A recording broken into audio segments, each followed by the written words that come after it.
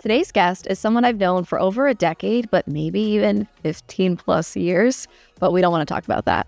Zach Dishinger is the founder of Formula Z Cosmetics, a science-backed, inclusive, and cruelty-free beauty brand that he launched at just 15 years old, which was like yesterday in my mind. But since then, Zach has grown into one of the youngest CEOs in the beauty industry, earning recognition from major names and carving out a space in an incredibly competitive market. What makes his story so compelling isn't just how early he started, but how intentionally he used social media to build credibility, trust, and a real brand voice over time. Today, we're unpacking what it actually looks like to grow a beauty brand on social media, from early experimentation to strategic storytelling, and how founders can turn passion into a platform that lasts. So thank you for being here today. Thank you so much for having me, Cassie. Yeah, it's so fun. Also, the fact that you live in New York City and you happen to be in town and we could squeeze you on this is just fabulous. I've known you for over 10 years. Oh, I think it's like closer to 15. Just insane. One of my favorites I'll never forget is like a Broadway bound memory of where we met is Hairspray. Was that our first show? We did like Bye Bye Birdie, but we've done more, but Hairspray was my favorite because you were Link Larkin. That was the first go around. Yes. And my brother was Edna. So my brother was in drag, and that was just hilarious. And then later I did Edna. Yes. The second time. Yes. And the best was when my brother did Edna, the makeup was like rough. And then when you did it, the makeup was legit. I didn't do his makeup, that's why. No, you weren't really into that yet. Like you were down, but not yet. And then by the time you were Edna, oh my gosh, the makeup was incredible. I put a lot of effort into theater as a kid, and that's how we met. And I think that's all how it started. And I think it's fun to see how a lot of like celebrities and a lot of entrepreneurs, they all kind of had a theater background or some sort of arts background. And that creativity takes you into your career and, can make you be successful in business. So I want you to take us back while we're already revisiting the past about launching Formula Z at age 15. What pushed you to start something like that? Yeah, so I was a theater kid, and that's how we met. And I was doing bridal makeup by age 13. And so makeup artistry and wearing makeup is what came naturally to me. And I just felt more comfortable and I was able to express myself. And so honestly, at 15, I wasn't really looking to start a company. I didn't think anything of it or what came along with starting a company. It was more of just what I didn't feel was available in the market or what didn't cater to me at the time. In 2017, I feel like there wasn't a lot of guys in beauty.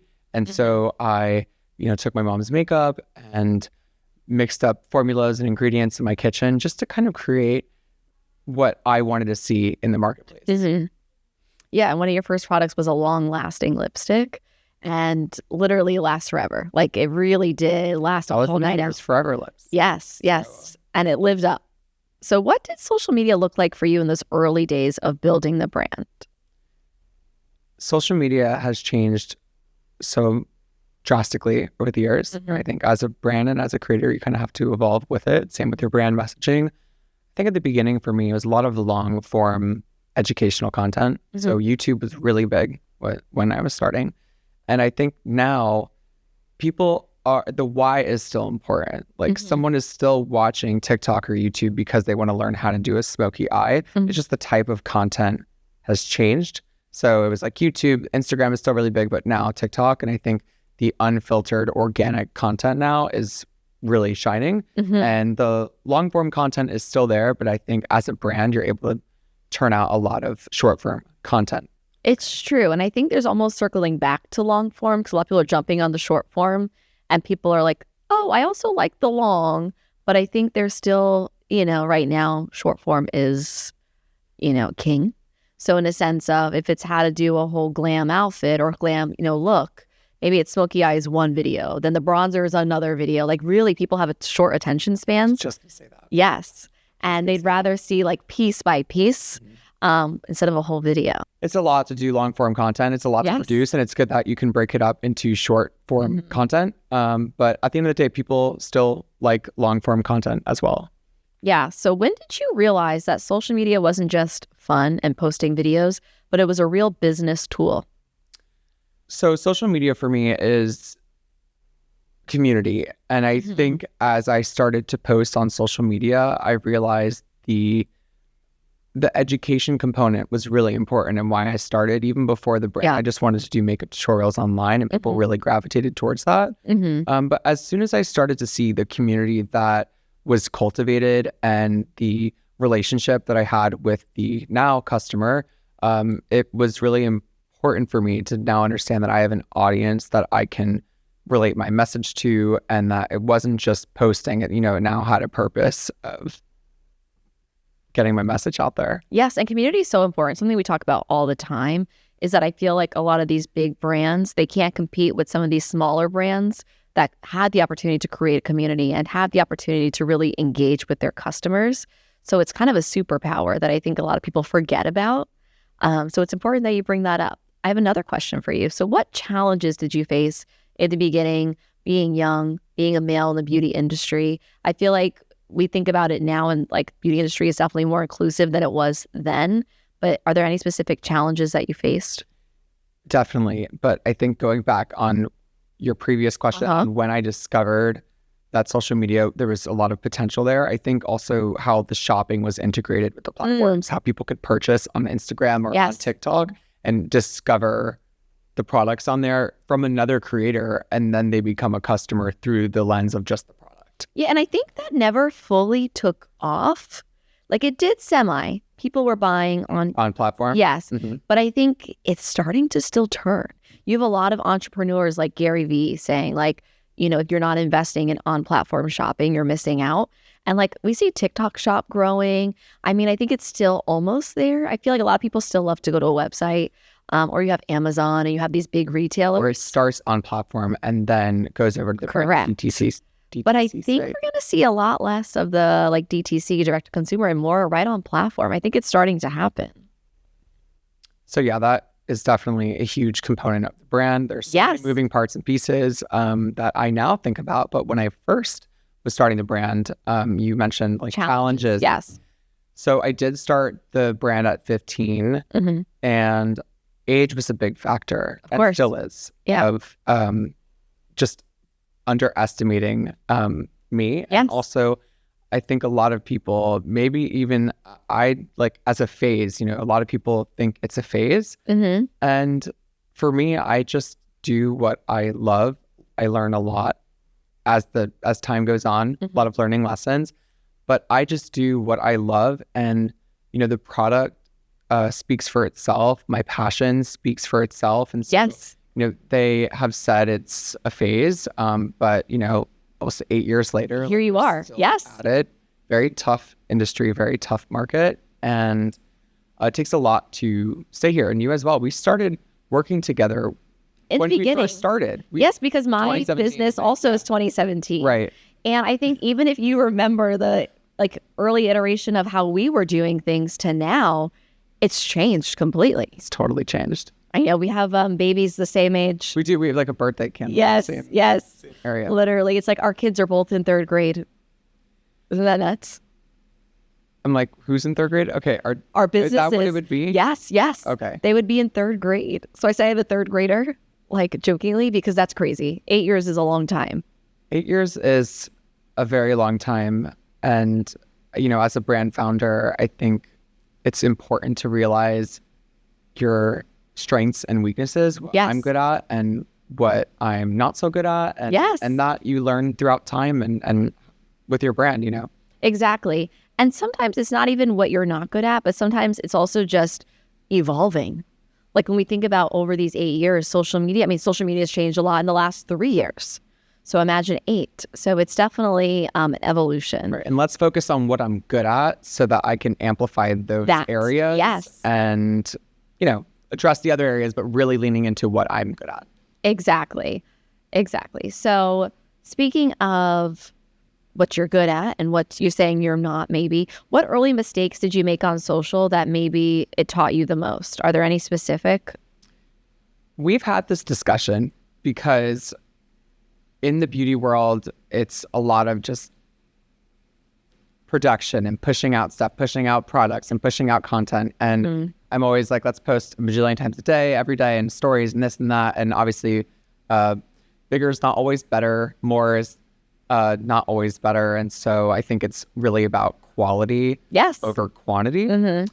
And understanding that for me, that not every piece of content is going to perform the best or, take off or be viral, but it will speak to someone. Or serve a purpose. Yes. Right. And I think over time, like looking back at the feed, like as an archive, is this an evergreen piece of content? Like, will this make sense a couple years from now? So I would definitely say being intentional with the content that you are producing, and also cultivating those creator relationships as a brand and making sure that those relationships are longstanding and keeping up with those. Definitely. So that leads me to our next topic of conversation, is kind of talking about the beauty industry as a whole.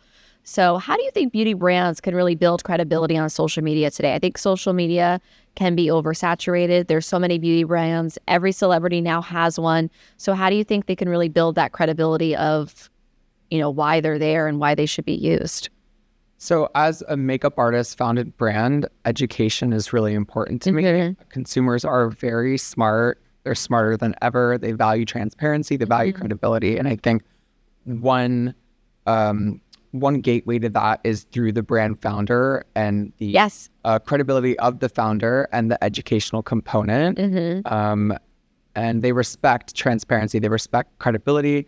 And also, I would say consumers now, I look at my reviews. Reviews are very important to me. And I would say the review that I would look at is an influencer talking about a product to someone else. Like, that's their review. So they may see their trusted creator in that space talking about the product, and that for them did it. And this person is credible talking about their favorite product. Therefore, now I want to buy that product. So there's a couple different angles. It's about the brand founder, the brand, the education, the content being produced, and then also like who's pushing your product, who supports your product, right? Something I talked about recently on the podcast is that you're really, in today's marketplace, especially on social media, brands can't afford to not be founder-led anymore.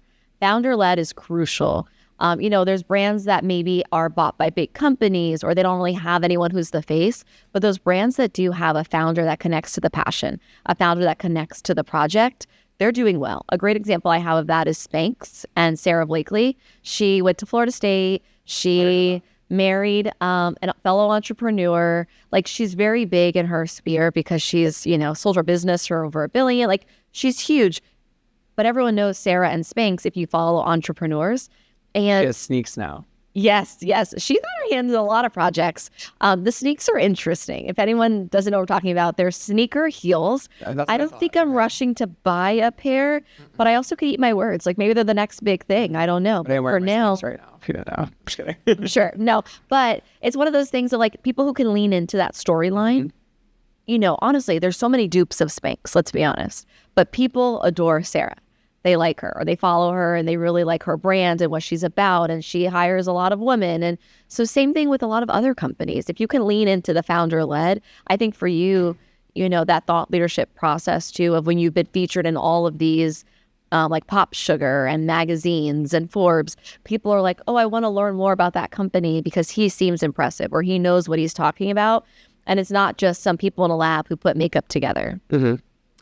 I think there is a cookie cutter approach now of, just because I'm a celeb, I need to have a skincare brand, when it doesn't really make sense for that celeb. I think there are a lot of genius entrepreneur celeb situations. But then there's a lot where it's like, I'm just launching this because I want to put my name on something. Right. And then it goes into store, which is great. And then it fizzles, and then it's no longer a thing. So longevity is super important. Intention is super important. And also you'll see a celeb, which is, the celeb credibility, right? Like, I'm going to buy that celeb's product because I like that celeb and what they sell. But then they'll also add that credibility component of having a beauty expert or some sort of expert be a partner with the brand. But just because it's a celeb doesn't mean that it's going to be something that's evergreen. No, and that leads me to talk about transparency. I think transparency matters even more than ever. A lot of people want to know what ingredients things are in. That's big. Yes. And I think you do a great job of that, especially being cruelty-free and then having all the ingredients listed. I mean, I think the consumer, like you said, is very educated. They want to know what they're putting on their body.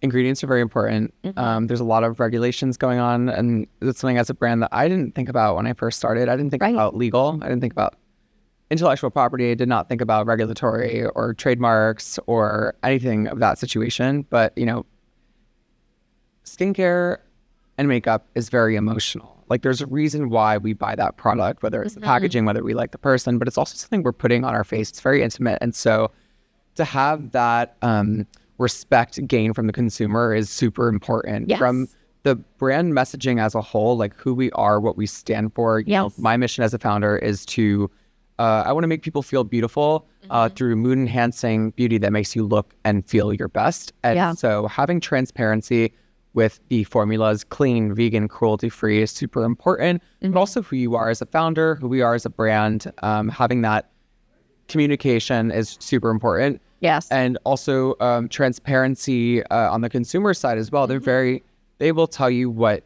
they think. They're very honest. And so there's that transparency. I think that's why TikTok is also super valued right now and is super hot, because I feel like on TikTok, you have a lot of organic, transparent content that customers aren't afraid to post. No. Not like high production. That's another thing with YouTube. I feel like with YouTube, you're curated, high production value, right? Yes. Whereas TikTok is very like on the whim. People love that, right? And so that is huge. So taking the customer feedback into consideration, revising products, and understanding what they like, what they don't like. You're not going to please everyone. No. But having that relationship there, transparency on the brand side, transparency on the customer side, and you know, keeping that relationship. It's true. And when you say you're not going to please everyone, it's one of those things we say in marketing all the time of, if you're marketing for everyone, you're marketing for no one. You have to market to your audience. So yes, there will be some outliers, of course. But I think, you know, being able to rest your head at night knowing that it's a brand that you are proud of and the ingredients that you're proud of, and it's, you know, it aligns with your values, that's going to stand out to the audience that matters to you. And I think as the brand has grown, we've learned more about our consumer and more about what our, you know, who we are as a brand as the years kind of go on. And that's key to staying relevant, is understanding what was yesterday and what's today and what to let go of and what territory to move in towards. And where our position is in the marketplace today is not the same as, you know, 5 years ago. Right? And it can change. It does. Yes. So it's not being, you know, married or stuck to one lane per se. Right. But still knowing your lane. Isn't that so difficult? It's like having to be able to evolve, but also still be rooted in what your foundation is.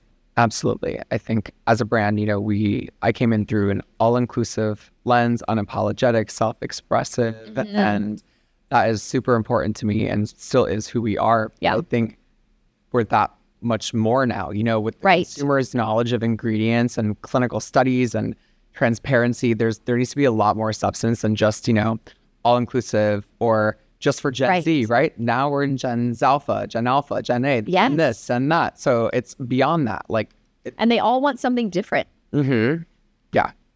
Well, speaking from founder to founder, I think it's important to, you know, we talked about like building our own brands, and you have your own social media following that's quite large. How do you establish boundaries when you're posting on social media as a founder of, you know, maybe I can't post this because I have a business, or maybe I don't want everyone knowing XYZ about me? Do you kind of have a protocol, or how do you go about that?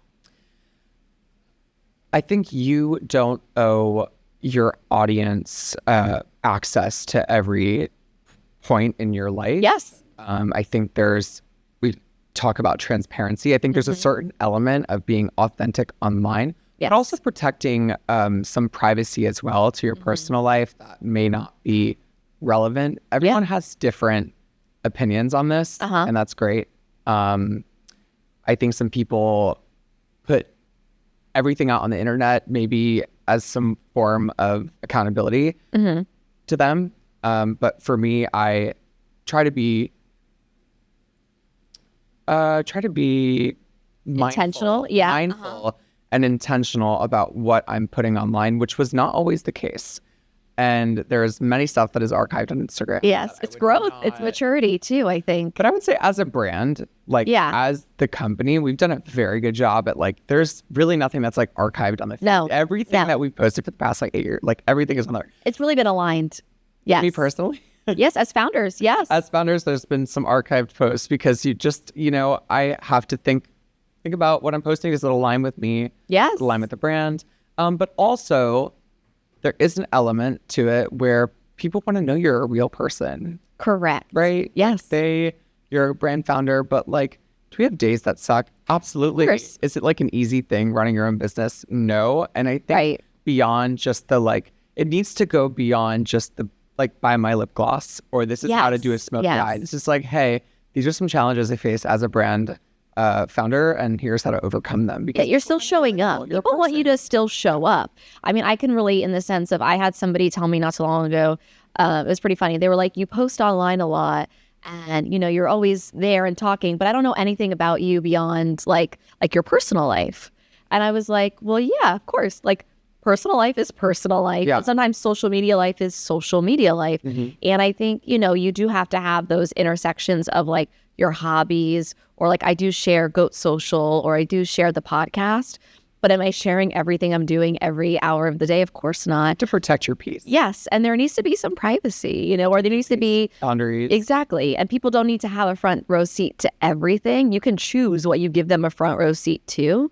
And I think it's important that you still do interact or you still do engage. So it's definitely a fine line. Burnout is real.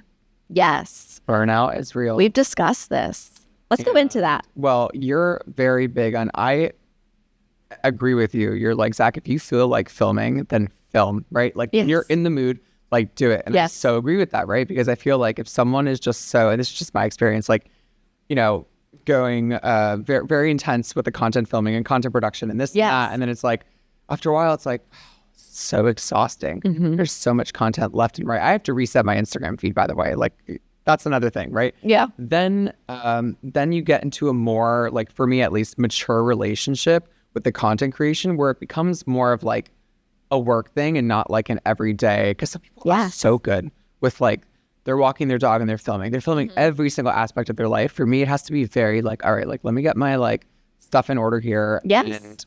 And treat it like a job. I still love doing it, but just my relationship has changed with my work. It's more strategic with my content production. Mm-hmm. And I really have to like doing something. That gives you balance.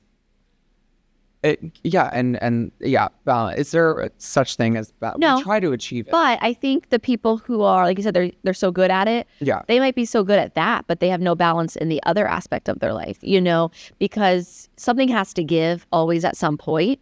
So that's why I always talk about like batching content, which we've talked about before, of like when you feel into it, maybe you're filming, like today, for example, we're filming multiple episodes of the podcast, and then I'm not going to film again for a couple of weeks. Yes, exactly. But I'm giving it away because it's a batch. You batch it out. You do a bunch of videos at once. You spread out that content. People can't digest everything at once. And then you have that break to breathe and to brainstorm and to be creative again. There's a lot though. You have to film it, you have to edit it. And I feel like with some content creators, like that's their strength. And so they may be filming and editing in the production, but they may not have a business that they need to run or the operational stuff. So, balance is super important when it comes to the operation and the filming of the content. It's so true. Yeah. So what advice would you give young founders using social media to grow their first brand? You're looking at like a younger you. Yeah. I would say that like numbers are not important. Mm-hmm. I would say numbers are not important. Longevity is really what matters. Like, how can we make this sustainable? Mm-hmm. And like we said before, quality over quantity, and really nurturing those relationships with your customers. Yes. So that you can keep them engaged and like understanding the customer feedback, what they like, and leaning into it.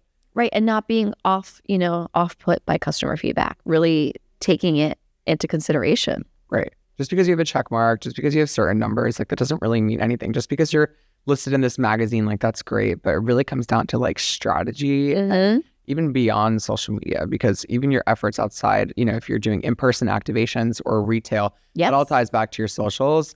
And also, it will lead, like if you have a person using your product, that obviously leads back to your pages. So it would be like everything outside of your personal page. That makes sense. Yes. I mean, I remember when you were out there doing a lot of in-person activations in the beginning, getting people just to try the product, to getting people to see the brand. Mm-hmm. So it all, comes together. So 2017 was 15 and I launched and it was just online with like a couple of lipsticks and some glosses. And then by 2019, we were in like all the Bloomingdale stores, right? So that's like very in-person, very retail. And then we have COVID, right? Everyone's favorite. And that really changed like the in-person interactions, but that's what was happening. It was just a ton of in-person events. And a lot of people don't realize that it's really demanding. Like, it's great, but like being in a trade show all day, like it's a lot of stuff. And I love that, I love the interaction and people, and you're great with people. Am I? Yes. Yes, you are. That's, but now now I think things have changed with retail, with in-person activations. Now everything's super online. So once again, it's learning how to shift with the market and meeting the market where it's at. Definitely. And I think a lot of people are craving, even though everything's online, still craving a community online. Mm-hmm. And I think that's where TikTok kind of has stepped in, because people can find their people. They can find their brands on TikTok a little easier than I think they could find it on Instagram. So it's interesting to see that evolve. Mm-hmm. So we close out every episode with 2 quick questions for our guest and a bonus. So first is, what is your current favorite social media platform? My current social media platform? Like favorite. If we looked at your like percentage of, where you spend your time. Like we should pick a different question because I like Reddit. Is Reddit a social media thing? Yes. Okay. Well, we're talking about. Reddit's huge. Actually, Reddit ads are becoming big. A lot of brands are starting to jump on Reddit. Okay. So I like that. No, that's like really bad. Like an X has its moments, but the reason why I like Reddit is because of the community aspect.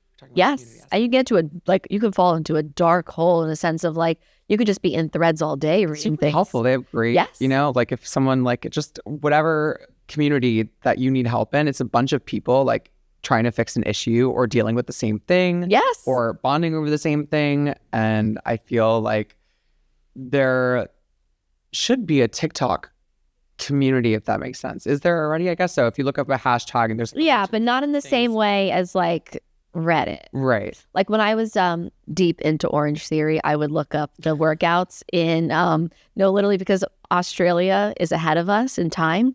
So people in Australia would post the workout and then we would get to see it in the States, and I would be like, oh man, I was. Now I go to a different gym, but at the time I was.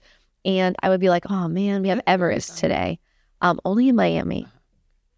But basically there's a whole Orange Theory crowd there. And then also there's another chain there of people who left Orange Theory. So Reddit is huge. I think in a couple of months, we're going to be talking about like us managing Reddit soon. I think a lot of brands are starting to lean into it. There's so many beauty brands on Reddit. I mean, I love Pinterest. And ads. I would hate for it to get too ad heavy. Salesy, yeah.